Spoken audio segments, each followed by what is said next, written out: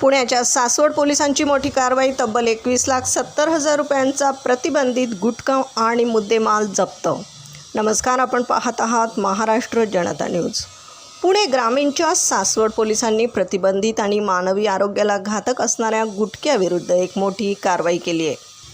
Saswad police ठाण्याच्या हद्दीतील मौजे बोबगाव येथे कानिफनाथ गडाकडे जाणाऱ्या रोडवरील एका गोदामात बेकायदेशीर गुटखा आणि सुगंधित तंबाखूचा साठा करून ठेवल्याची गोपनीय माहिती पोलिसांना मिळाली होती.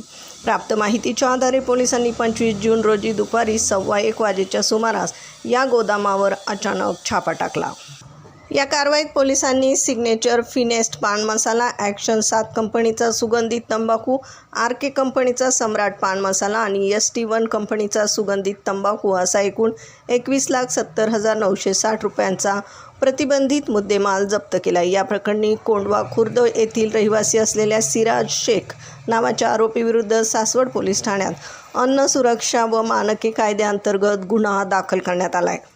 सदाची यशस्वी कारवाई पुणे ग्रामीणचे पोलीस अधीक्षक संदीप सिंह गिल्ल, अप्पर पोलीस अधीक्षक गणेश बिरादार आणि उपविभागीय पोलीस अधिकारी राजेंद्र सिंह गौर यांच्या मार्गदर्शनाखाली सासवडचे पोलीस निरीक्षक संतोष घोळवे, पोलीस उपनिरीक्षक अर्चना पाटील आणि त्यांच्या पथकाने केली आहे.